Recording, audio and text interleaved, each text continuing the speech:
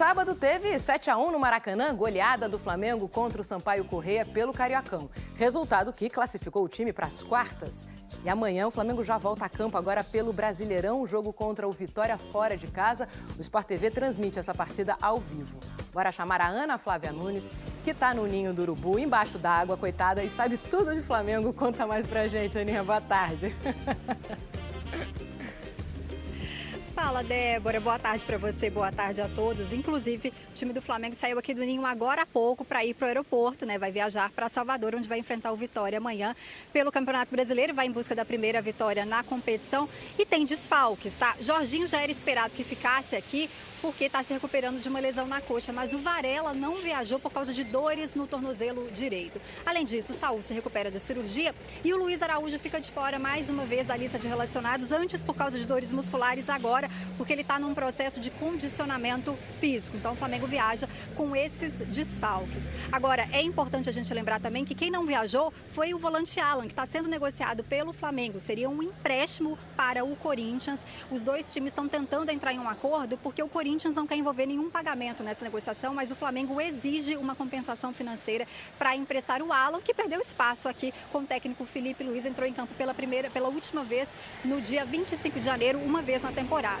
Agora, a gente estava falando, né, Débora, sobre a goleada no fim de semana. Esse 7-1 sobre o Sampaio Corrêa foi importante para recuperar a confiança do elenco. O Flamengo vinha de uma sequência de 4 jogos sem vencer e foi importante demais para os atacantes, né, como, por exemplo, Samuel Lino, Pedro Henrique, né, o Pedro, Bruno Henrique, eles marcaram pela primeira vez a temporada. Aliás, Pedro e Bruno Henrique 2 vezes cada. Agora é importante para a sequência da temporada, Débora.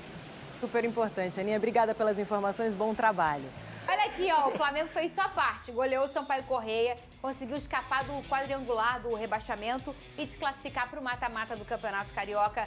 E tinha quantos resultados que tinha que 12 resultados? Nossa, era muita conta que tinha que fazer. Era igual O Flamengo me fez assistir a cada jogo. Nossa senhora, você me paga, hein, Flamengo? Você assistiu? Tive que torcer, né? E Volta redonda, virei melhoras... voltaço desde criança. E melhoras pro jogador do Sampaio Corrêa, que é um susto, né? O Alexandre teve uma Sustaço. convulsão, mas ele tá bem. Um beijo pra ele e toda a família. Vamos ver os melhores momentos e os muitos gols dessa partida, Rodolfo. O jogo entre Flamengo e Sampaio Corrêa começou com um momento tenso. Em campo, o volante Alexandre, do Sampaio Corrêa, sofreu uma crise convulsiva e precisou ser levado de ambulância para o hospital. O momento gerou muita preocupação nos jogadores e também nas torcidas que pediam e oravam para que tudo ficasse bem. Alexandre passou por exames médicos e, felizmente, gravou um vídeo dizendo que o susto maior já passou. Passando para tranquilizar todo mundo, dizer que, graças a Deus, eu tô bem e logo eu tô de volta, valeu? Muito obrigado, abração. Após 5 minutos de paralisação, o jogo recomeçou. E aos 15 minutos, Pedro deu início à goleada rubro-negra. O atacante recebeu de Samuel Lino, cortou a marcação e bateu na saída do goleiro. 1-0, Flá. 2 minutos depois, o Sampaio Corrêa empatou o jogo, mas o gol foi anulado após o VAR confirmar impedimento no início da jogada. Aos 30 minutos da primeira fase, foi a vez de Pedro marcar mais um para o Flamengo. Livre na área, Samuel Lino tocou para o meio e o camisa 9 mandou para a rede. 2-0. Pedro quase marcou o terceiro, mas a bola chutada no cantinho foi para fora. Lucas Paquetá também teve oportunidade de marcar, mas a bola encontrou a trave. Já nos acréscimos do primeiro tempo, aos 51 minutos, foi a vez do Sampaio Corrêa com o Rodrigo Andrade marcar no canto do goleiro Andreu. Agora sim, gol validado, 2-1. No segundo tempo, um passeio rubro-negro. Aos 12 minutos, Samuel Lino encontrou Bruno Henrique, que chutou no canto para marcar o terceiro. Aos 21, numa jogada trabalhada, Samuel Lino marcou o quarto. Aos 24, Cebolinha de cabeça marcou o quinto para o Flamengo, 5-1. A goleada, que já parecia de bom tamanho, só cresceu. Aos 37 minutos da segunda fase, Douglas Telles roubou a bola, tocou para Bruno Henrique, que devolveu para o garoto chutar forte e marcar o sexto. E para fechar a tampa, aos 45 minutos, Douglas Telles foi derrubado na área. pênalti para o Flamengo.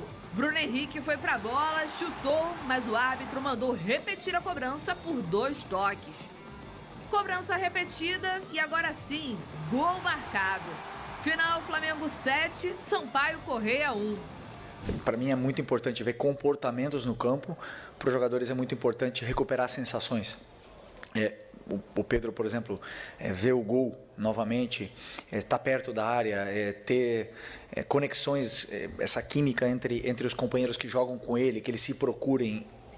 Por isso é tão importante esses jogos de pré-temporada, para que dê sensações para os jogadores, também guia para nós da comissão para poder corrigir erros e conectar essas conexões que se formam dentro do campo. Depois da tensão inicial da temporada, agora com a vitória, o Flamengo pulou para a 4ª colocação do Grupo B, enfrenta o Botafogo nas quartas de final do Carioca. E mais do que um placar elástico, o Vene tem destaque aí tático, quer falar do Paquetá, quer falar do Royal, que não é só gelatina. Ele tá animado, peraí que ele vai falar. Vene Casagrande, um placar elástico. O Flamengo que estava para ser rebaixado, agora já está o quê? Na fase classificatória do Campeonato Carioca, já vai encontrar o meu fogão. O que você gostou aí nessa partida? Tiveram muitas camadas aí nesse jogo, hein, Vene? Pois é, Fernandinha. É claro que o resultado chama muita atenção, porque não é todo dia que a gente vê uma equipe aplicar 7-1 no adversário, mesmo sendo o adversário, assim, com todo respeito ao Sampaio Corrêa, está muito abaixo do Flamengo. Então o Flamengo fez seu dever de casa. Mas eu acho que a análise tem que ser ir além do placar.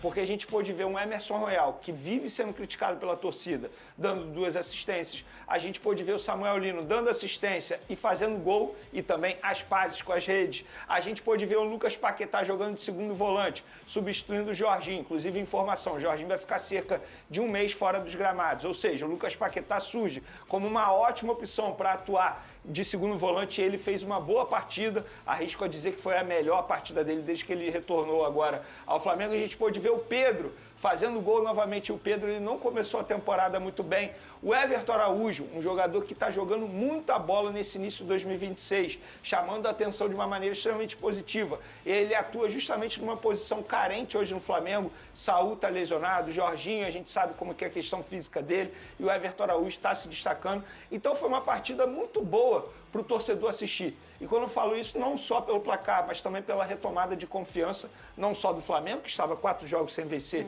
isso não é normal, mas também de alguns jogadores de maneira individual, que eu acabei de citar aqui. A grande verdade, Lucas, é que o Campeonato Carioca tem essas coisas, não vale nada, mas na hora que perde, ou que tu tá 4 jogos sem vencer, o WhatsApp cheio de gracinha, né? Fernanda, Taça Rio, é ou não é? Ele fica fingindo que não liga, negócio de não liga. Mas é importante demais. Você pega um jogo como esse, o Sampaio Corrêa, obviamente, é um time que está em outra prateleira do Flamengo, a gente sabe disso. Mas é bom para dar moral e para dar rodagem e para dar confiança para jogadores que são destaques, que valem muito, mas que precisam desse gostinho de vencer, de performar bem, o Lucas. Perfeito, Fernanda. Inclusive, eu acho que esse final de semana, essas rodadas que tiveram de Campeonato Carioca, elas colocam um limite, uma linha, pelo menos ao meu ver, no ano de 2026. Porque a partir de agora, acabou o teste. Acabou jogos em que é para utilizar as partidas para testar jogadores. Porque a partir de agora todas as partidas serão decisivas. A partir de agora são jogos do Campeonato Brasileiro, que o Flamengo tem que levar a sério, porque briga por um título, não tem como ficar testando jogadores. A partir de agora o Vasco enfrenta um Bahia em São Januário, é só partidas de Campeonato Brasileiro também, fase final de Campeonato Carioca, Sul-Americana, Botafogo com as suas competições, Fluminense com as suas competições. Acabou o teste. O Vasco não vai ter mais oportunidade, o Flamengo, o Fluminense ou o Botafogo, de enfrentar uma equipe com todo o respeito do mundo, tá? Como, por exemplo, foi o Sampaio Corrêa, como, por exemplo, foi o Boa Vista, o Nova Iguaçu, times de menores investimentos, que automaticamente você pode se privilegiar por ter um time melhor e acabar testando alguns jogadores. Agora, começou a temporada, de fato, de 2026. E foi bom para o Flamengo terminar esse primeiro momento do ano com uma goleada pelo placar de 7-1, testando bons jogadores. O Flamengo tem um time muito qualificado, vinha por uma fase ruim, mas agora começou, de fato, 2026 com essa grande vitória, né, no sábado dentro do Maracanã. Tem drone, Vene Casagrande? Do volante Alan, ele está de saída, ele vai para o Corinthians, está tudo bem encaminhado aí, Flamengo emprestando esse jogador, que não estava recebendo muitos minutos com o técnico Felipe Luiz. Ele flertou com o Vasco ou isso? Flertou. Na verdade, o Vasco flertou com ele, porque o Fernando Diniz chegou a ligar para ele. Tá igual você com a Débora Seco, né? Você flertando com ela. Tentar não custa nada. Tá certo. O Fernando Diniz tentou, só que o Dorival Júnior, eu acho que ele foi mais efetivo, digamos assim, na tentativa, porque o Dorival Júnior ligou para o jogador 2 vezes. E aí, antes ele queria ir para o São Paulo e agora ele fechou com o Corinthians, deu ok e está esperando apenas a liberação para viajar e se apresentar ao Timão, equipe paulista. Repito, empréstimo até dezembro desse ano e os empresários garantem que não terá a opção de compra e o Corinthians vai bancar o salário dele de maneira integral. E olha, eu não gosto de falar salário de jogador, você me conhece muito bem, mas eu vou falar para vocês, vai ser uma ótima brecha na folha salarial do Flamengo. Alívio financeiro, a gente bom fala, alívio né? financeiro. Olha aqui, ó. No atual mercado da bola do Flamengo, a questão envolvendo o Wallace Ian chama a atenção. Após se despedir do clube, o atacante viu que a negociação com o Red Bull Bragantino não contou com um desfecho positivo. Logo em seguida, surgiu rumores de um novo acordo entre os clubes. Entretanto, de acordo com o jornalista Vene Casagrande, o Flamengo só negocia o atacante caso a diretoria do Red Bull Bragantino faça o acordo inicial, que conta com o pagamento integral de maneira fixa. Caso não seja nesse molde, o atleta permanece no rubro-negro. Segundo também Vene, não há uma nova negociação entre os clubes. Dessa maneira, ou mantém o acordo inicial, que o Red Bull Bragantino concordou antes de querer mudar, ou não contrata o Wallace Ian. Na vitória sobre o Sampaio Correia, pelo Campeonato Carioca, o Wallace Ian foi relacionado por Felipe Luiz. Inclusive, o atacante entrou em campo, recebeu alguns minutos na goleada por 7-1. O nome de Richarlison ganhou força nos bastidores do Flamengo para a próxima janela de transferências, informação divulgada primeiramente pelo Pilhado. A equipe carioca busca reforçar o setor ofensivo desde o meio de 2025, quando enfrentou dificuldades para fechar com um 9. Internamente, novas informações envolvendo o atleta são divulgadas. Segundo o paparazzo rubro-negro, a comissão técnica de Felipe Luiz trata Richarlison como uma prioridade caso o centroavante opte pelo retorno ao futebol brasileiro. Além disso, Felipe Luiz tem uma avaliação positiva em torno do atacante, admira o futebol do jogador e isso pode pesar na condução das conversas nos bastidores do Flamengo. Até o momento, não há uma negociação concreta. Richarlison deseja permanecer no Tottenham até, pelo menos, o meio do ano. De acordo também com o paparazzo rubro-negro, pessoas ligadas à diretoria estão cientes que a idade de Richarlison, 28 anos, foge um pouco da forma recente de contratações. No entanto, o contexto pode justificar essa exceção no mercado da bola. Atualmente, o centroavante brasileiro está lesionado e está nos planos do Tottenham para o restante da temporada europeia.